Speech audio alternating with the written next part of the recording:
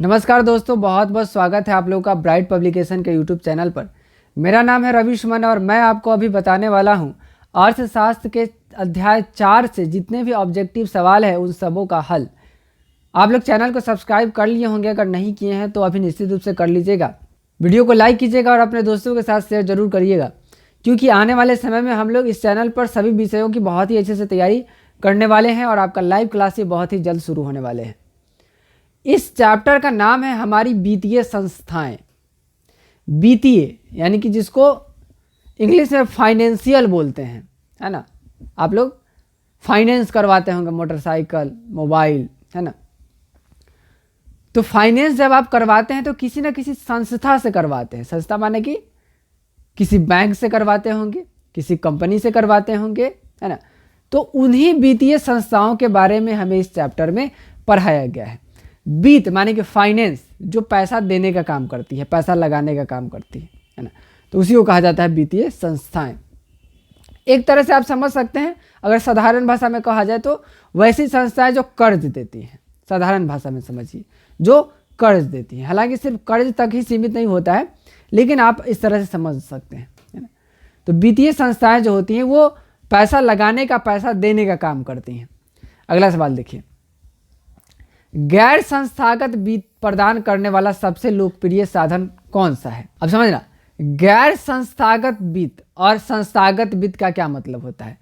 संस्थागत सबसे पहले समझ लो क्या होता है।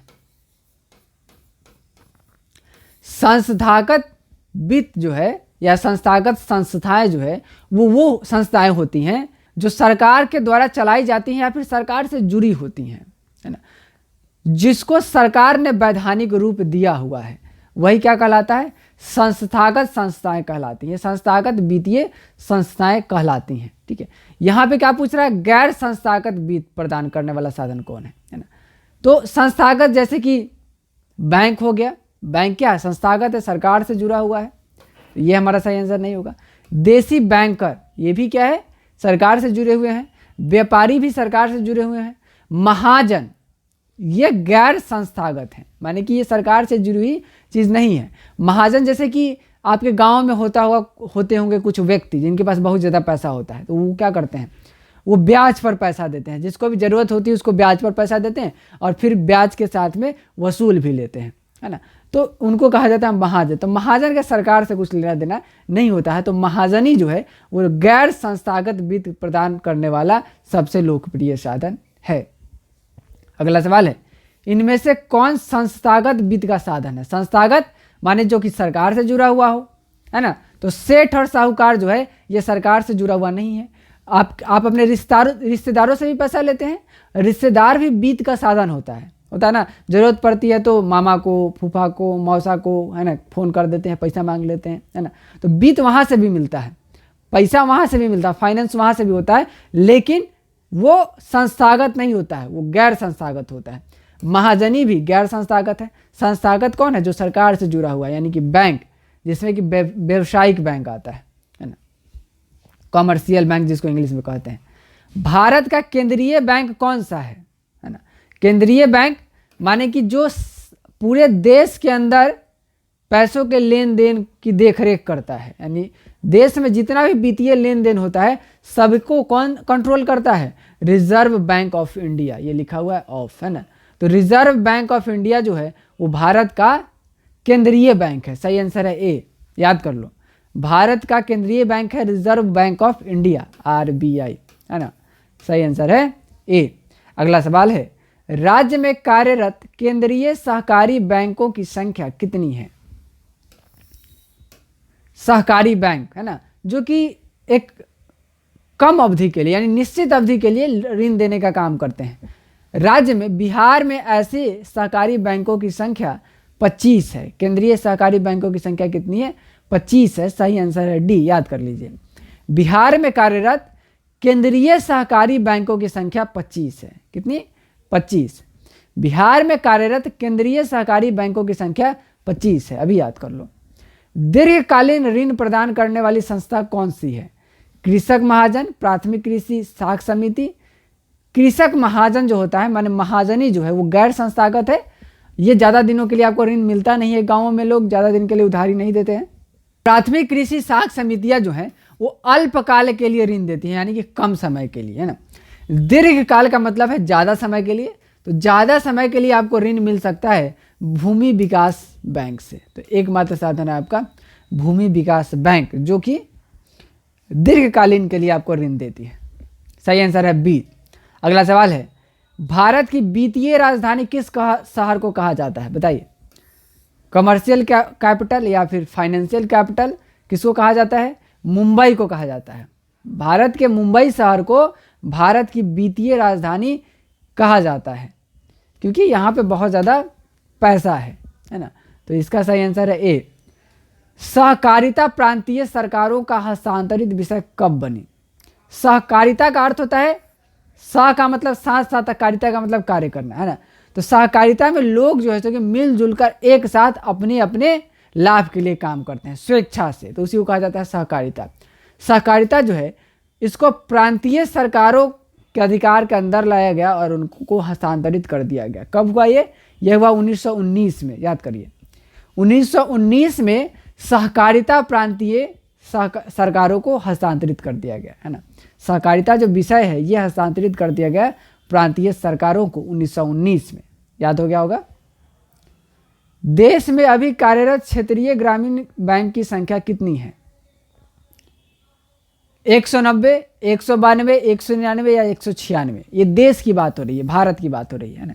बिहार की बात करेंगे तो और भी ज़्यादा कम हो जाएगा। तो पूरे भारत में 196 क्षेत्रीय ग्रामीण बैंक कार्यरत हैं, है ना। 196 क्षेत्रीय ग्रामीण बैंक जो है वो ग्रामीण क्षेत्रों के विकास के लिए पूरे देश में काम कर रही है। व्यावसायिक बैंकों का राष्ट्रीयकरण कब किया गया? राष्ट्रीयकरण का अर्थ होता है जब हम लोग निजी बैंकों को सरकारी बैंक बना देते हैं, समझ रहे हैं ना। माने निजी लोगों के अधिकार को कम कर दिया जाता है और उस पर सरकारी शेयर जो है उसको बढ़ा दिया जाता है, ठीक है। तो यही होता है राष्ट्रीयकरण, माने कि प्राइवेट बैंक अब क्या बन गया? सरकारी बैंक बन गया, है ना। तो व्यावसायिक बैंक का राष्ट्रीयकरण किया गया था 1969 में, 1969 में, है ना। तो राष्ट्रीयकरण किया गया था 1969 में, याद कर लीजिए। अगला सवाल है, भारतीय बैंकिंग प्रणाली के शीर्ष पर कौन है? माने कि भारतीय बैंकिंग प्रणाली जो लेन देन का माध्यम है, जो वित्त का माध्यम है, उसमें सबसे ऊपर कौन आता है? जिससे ऊपर कोई नहीं, वो जो चाहेगा वही होगा, उसी के अनुमति लेकर कुछ भी करना पड़ता है, ठीक है। तो वो कौन है? वो है रिजर्व बैंक ऑफ इंडिया, माने कि आरबीआई, है ना। आरबीआई के अनुमति के बिना किसी भी तरह का वित्तीय लेन देन नहीं हो सकता है। तो भारतीय बैंकिंग प्रणाली के शीर्ष पे कौन है? आरबीआई है, reserve bank of India. Bharat में सहकारिता का प्रारंभ किस वर्ष शुरू हुआ था? मैंने ये भी आपको बताया सहकारिता का मतलब क्या होता है ना। अब ये किस वर्ष शुरू हुआ था, इसके बारे में हम लोग बात करते हैं। तो ये एक चीज़ तो हम लोगों ने देखा ना कि 1919 में, कब? 1919 में सहकारिता जो था वो राज्य सरकारों का विषय बन गया, हाँ ना। वो राज्य सरकारों को ट्रांसफ़र कर दिया गया कि भाई अब आप देखिए, ठीक है। और अभी हम लोग देखेंगे कि आखिर शुरुआत कब हुई थी देश में, है ना। तो शुरुआत हुई थी इसकी 1904 में। कब शुरुआत हुई थी? 1904 में। 1904 में सहकारिता की शुरुआत हुई और 1919 में ये विषय बना किनका? प्रांतीय सरकारों का, माने कि राज्य सरकारों का, ठीक है। तो 1919 में सहकारिता की शुरुआत हुई और 1919 में जाके ये विषय बन गया किसका? प्रांतीय सरकारों का। अगला सवाल है, बिहार में क्षेत्रीय ग्रामीण बैंकों की संख्या कितनी है? देखिए आंसर लिखा हुआ है 3, है ना। लेकिन ये आपका पुराना आंकड़ा है। पहले जो है सो कि बिहार में 3 क्षेत्रीय बैंक काम करते थे, उत्तरी बिहार ग्रामीण बैंक, दक्षिणी बिहार ग्रामीण बैंक और मध्य बिहार ग्रामीण बैंक, ठीक है। बीच में बात चली थी कि अब 2 ही बैंक काम करेंगे, उत्तरी बिहार ग्रामीण बैंक और दक्षिणी बिहार ग्रामीण बैंक, ठीक है। आपकी किताब में 3 लिखा हुआ है तो 3 ही आंसर लिखिएगा, हालांकि ये संख्या 2 है। अब अगला सवाल है, व्यावसायिक बैंक कितने प्रकार की जमा राशि स्वीकार करते हैं, है ना। तो इसमें से कौन कौन सी राशि व्यावसायिक बैंक स्वीकार करता है ना। अस्थाई जमा क्या होता है ये आप पढ़े होंगे, अगर नहीं पढ़े तो मैं आपको बताता हूँ। अंग्रेजी में इसको कहते हैं फिक्स डिपॉजिट, एफडी, क्या कहते हैं? एफडी, फिक्स डिपॉजिट, है ना। स्थायी जमा में क्या होता है कि अगर हमने 1 साल के लिए फिक्स करवा दिया है तो इसका मतलब है कि 1 साल तक हमें उस पैसे को नहीं निकालना है, वो फिक्स रहेगा। ठीक है। आवर्ती जमा का मतलब होता है रीअकरिंग डिपॉजिट, इंग्लिश में कहते हैं रीअकरिंग, है ना, रीअकरिंग डिपॉजिट। ठीक है, अब ध्यान से देखना, रीअकरिंग डिपॉजिट में क्या होता है, आवर्ती जिसको हिंदी में कहते हैं आवर्ती जमा, है ना। इसमें क्या करना होता है, हर महीने महीने पैसा जमा करना होता है या फिर हर दिन जमा करना पड़ता है ना, माने कि जिस तरह का भी हम लोग अपना प्लान लिए हुए हैं, है ना। अगर हर रोज वाला है तो हम लोग को हर रोज जमा करना है, अगर साल वाला है तो हर साल जमा करना है ना, तो इसको हम लोग बोलते हैं आवर्ती जमा। क्या बोलते हैं, आवर्ती जमा। संचयी जमा, इसको अंग्रेजी में कहते हैं सेविंग डिपॉजिट। क्या कहते हैं, सेविंग डिपॉजिट। ठीक है, तो ये एक अलग तरह का डिपॉजिट होता है, इसमें हमारे पे पैसा जमा करने की कोई पाबंदी नहीं होती है, जितना पैसा चाहे उतना पैसा जमा कर सकते हैं, लेकिन पैसे के निकासी पर कुछ पाबंदी होती है ना, कि भाई महीने में आप इतना ही निकाल सकते हैं, है ना। व्यवसायिक बैंक जो है, इसमें इस तीनों तरह की जमा राशि स्वीकार की जा सकती है, इस तीनों में से हम लोग कोई भी राशि जमा कर सकते हैं। फिक्स डिपॉजिट भी करा सकते हैं, आवर्ती जमा भी करा सकते हैं, माने हर महीना जमा करने वाला, और सेविंग डिपॉजिट भी करा सकते हैं। तो सही आंसर होगा डी। अगला सवाल देखो, भारतीय रिजर्व बैंक की स्थापना कब हुई। तो भारतीय रिजर्व बैंक के बारे में आप जानते हैं कि ये जो है सो कि भारतीय बैंकिंग प्रणाली के शीर्ष पर होता है और सभी बैंकों का ये प्रमुख है, प्रधान है ना, यही सब कुछ करता है, बॉस है एकदम, है ना। तो भारतीय रिजर्व बैंक की स्थापना भारत में 1935 में हुई थी। कब हुई थी, 1935 में, याद कर लीजिए 1935 में। अगला सवाल है, वित्तीय सेवाओं की आवश्यकता होती है किसके द्वारा। वित्तीय सेवा माने कि फाइनेंस की सुविधा किसको चाहिए होता है ना। ऋण लेने की, उधार लेने की आवश्यकता, फंडिंग लेने की आवश्यकता किसको होती है बताइए। व्यक्तियों को, आपको आवश्यकता होती है क्या फाइनेंस की, बिल्कुल होती है, मोटरसाइकिल खरीदते हैं, मोबाइल खरीदते हैं, घर बनवाते हैं, है ना। व्यवसायिक संस्थाओं के द्वारा, कोई व्यापारी है, बिजनेसमैन है, कोई बड़ी कंपनी चल रही है तो उसको भी जरूरत होती है। सरकार को भी आवश्यकता होती है, सरकार भी दूसरे देश से कर्ज लेते हैं, है ना, यानी कि देश भी क्या करता है, दूसरे देश से कर्ज लेता है। तो इस तीनों को वित्तीय सेवाओं की आवश्यकता होती है। तो सही आंसर है डी। भारत में कितने राष्ट्रीयकृत बैंक है, आपकी किताब में जो डाटा है उसके हिसाब से भारत में 21 राष्ट्रीयकृत बैंक है, याद कर लीजिए। भारत में 21 राष्ट्रीयकृत बैंक है। अगला सवाल है, क्षेत्रीय ग्रामीण बैंकों की स्थापना किस वर्ष की गई। 1985 में, 1975 में, 1990 में या 2000 में। क्षेत्रीय ग्रामीण बैंक की स्थापना 1975 में हुई थी, याद कर लीजिए। क्षेत्रीय ग्रामीण बैंक, क्षेत्रीय ग्रामीण बैंक का मतलब क्या है कि जो ग्रामीण क्षेत्रों में जाकर दूर दूर तक वित्तीय समस्याओं को सुलझाती है, माने कि गरीब तबके का जो लोग है उसको भी ऋण मिल सके, उसको भी पैसे की जो ज़रूरत है वो पूरी हो सके, इसके लिए ये बैंकें काम करती हैं। और ये किस वर्ष किया गया था, 1975 में किया गया था। ग्रामीण क्षेत्रीय ग्रामीण बैंकों की शुरुआत या स्थापना 1975 में किया गया था। नाबार्ड की स्थापना कब की गई, नाबार्ड, है ना, जिसका फुल फॉर्म होता है national bank of agricultural and rural development, है ना, माने कि कृषि और ग्रामीण क्षेत्रों से जुड़ा हुआ है, कि खेती बाड़ी करने वाले लोगों को और ग्रामीण क्षेत्र में रहने वाले लोगों को ऋण दिया जाए, है ना, उन तक फाइनेंस यानी पैसे की ज़रूरतों को पूरा किया जाए। तो नाबार्ड की स्थापना हुई थी 1982 में, याद कर लीजिए। कब हुई थी स्थापना, 1982 में। नाबार्ड 1982 में और क्षेत्रीय ग्रामीण बैंक 1975 में, दोनों याद करो। क्षेत्रीय ग्रामीण बैंक 1975 में और नाबार्ड 1982 में। अगला सवाल, किसी गांव में कम से कम कितने व्यक्ति मिलकर एक प्राथमिक साख समिति का निर्माण कर सकते हैं। प्राथमिक साख समिति का मतलब क्या है, साख समिति का सबसे पहला स्तर जो कि साख दे सकता है, साख माने उधार दे सकता है, ऋण दे सकता है या फिर ले सकता है। ठीक है, तो ग्रामीण स्तर पर ऐसे बहुत सारे समूह बनते हैं जिसको हम लोग समिति कहते हैं, गांव में समिति चलता है ना। तो वही समितियां जो है ग्रामीण साख समिति कहलाती है ना। और इसमें कम से कम कितने लोग होने चाहिए, कम से कम 10 लोग होने चाहिए और ज़्यादा से ज़्यादा 15 से 20 लोग होने चाहिए, उससे ज़्यादा नहीं, है ना। तो कम से कम 10 व्यक्ति मिलकर एक प्राथमिक साख समिति का निर्माण कर सकते हैं। सहकारी नियोजन समिति का गठन किसके नेतृत्व में किया गया था। सहकारी नियोजन समिति, आप सहकारी का मतलब समझते हैं, है ना, जब बहुत सारे लोग एक साथ मिलकर किसी एक ही काम को करते हैं अपनी स्वेच्छा से, तो उसको सहकारी कहा जाता है। सहकारी नियोजन समिति का गठन आरजी सरैया के नेतृत्व में किया गया था। सरकारी नियोजन समिति का गठन आरजी सरैया के द्वारा किया गया था। सही आंसर है ए, याद कर लीजिए। अगला सवाल है, स्वयं सहायता समूह में सदस्यों की संख्या कितनी होती है? स्वयं सहायता समूह वही जो मैंने आपको थोड़ी देर पहले बताया ना, और ज़्यादातर आजकल महिलाएं इसमें बहुत ज़्यादा एक्टिव हैं, है ना। महिलाएं जैसे कि गाँव में समितियां चलाती हैं, समूह में हिस्सा लेती हैं, है ना, जिसमें कि हर रोज़ कुछ पैसा जमा किया जाता है या फिर हर महीने पैसा जमा किया जाता है ना। और कुछ पैसा जमा करके, जैसे कि अगर 10 रुपये वाला समिति है, 10 रुपये वाला समूह बना हुआ है, तो हर रोज़ महिलाएं इकट्ठा होती है, 10-10 रुपये जमा करती है हर रोज़। या फिर महीना वाला है तो महीने में इकट्ठा करती हैं, और जब पैसा इकट्ठा हो जाता है तो उसको दूसरे आदमी को कर्ज पे देती हैं, उससे सूद आता है, माने कि ब्याज आता है ना, तो इससे पैसा बढ़ता है। तो इस तरह के समूह को कहा जाता है स्वयं सहायता समूह। और ये अब सरकार भी क्या करती हैं, ऐसे समूहों को बहुत ज़्यादा मदद पहुंचाती हैं। तो स्वयं सहायता समूह में सदस्यों की संख्या जो है वो 15 से 20 होती है। कितनी होती है? 15 से 20। अगला सवाल है, व्यवसायिक बैंकों द्वारा स्वीकार किए गए जमा में कौन शामिल नहीं है?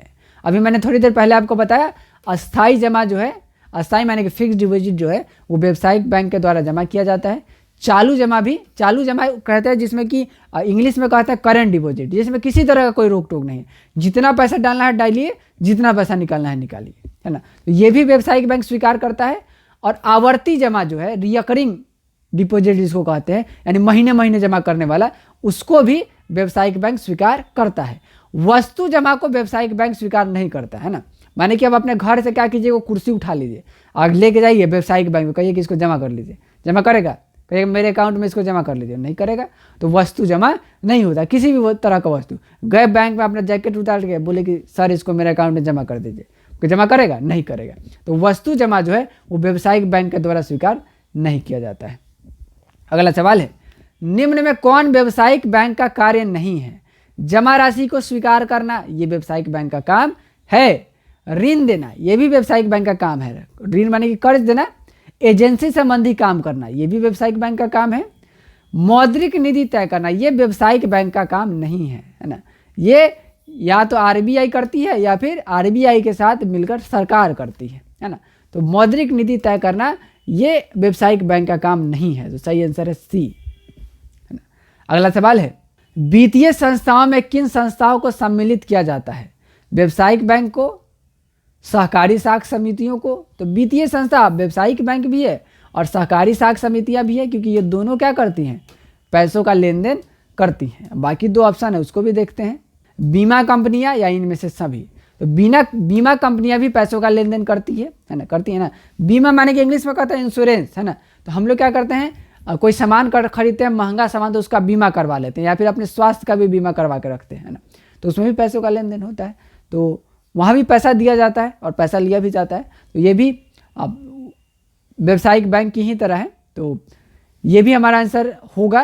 तो बाकी ये भी सी आंसर है। इसका मतलब है कि हम लोग को टिक लगाना है किस पर? डी पे, यानी इनमें से सभी। एटीएम का अर्थ क्या होता है? एटीएम का फुल फॉर्म होता है ऑटोमेटेड टेलर मशीन। क्या होता है? ऑटोमेटेड टेलर मशीन, है ना। ऑटोमेटेड का मतलब होता है स्वचालित। तो स्वचालित टेलर मशीन यहाँ पे लिखा हुआ है। तो सही आंसर है सी। एटीएम का अर्थ है स्वचालित टेलर मशीन। सूक्ष्म वित्त योजना के अंतर्गत निर्धन परिवारों को ऋण की सुविधा प्रदान की जाती है। किस स्रोत से? संस्थागत स्रोत से, गैर संस्थागत स्रोत से, दोनों से, या इनमें से कोई नहीं। अब इसका मतलब समझो, सूक्ष्म वित्त योजना का क्या मतलब है? सूक्ष्म का अर्थ होता है माइक्रो, है ना। तो आप लोग गाँवों में या फिर सभी के गाँव में माइक्रो फाइनेंसिंग होता है। क्या होता है? माइक्रो फाइनेंसिंग, है ना। यानी कि छोटी छोटी चीज़ों के लिए फाइनेंस दिया जाता है। या फिर बैंकों का एक क्या कहते हैं, सेवा केंद्र, ग्राहक सेवा केंद्र जिसको कहते हैं ना, वो खुलता है। तो वो बैंक का माइक्रो ब्रांच होता है, यानी कि एक छोटा सा ब्रांच होता है, ठीक है। तो माइक्रो फाइनेंस के सहारे क्या किया जा रहा है? गांव के गरीब लोगों की ज़रूरतों को भी पूरा किया जा रहा है। और ये किस तरह के स्रोत से किया जा रहा है? सहकारी स्रोत से, संस्थागत स्रोत से, या फिर गैर संस्थागत स्रोत से। माने संस्थागत जो सरकार से जुड़ा हुआ है उससे, या फिर गैर संस्थागत में कौन होता है? रिश्तेदार से पैसा ले लेना, महाजन से पैसा ले लेना, है ना, ऐसा। तो ये जो है ये हमारा आंसर नहीं होगा। क्यों नहीं होगा? क्योंकि सूक्ष्म वित्त योजना जो है वो सरकारी योजना है, और सरकार जो है चूँकि किसी महाजन से पैसा लेकर थोड़े देगी, वो तो सरकारी स्रोत जो है उससे देगी, यानी कि संस्थागत स्रोत से देगी। तो सही आंसर है इसका ए।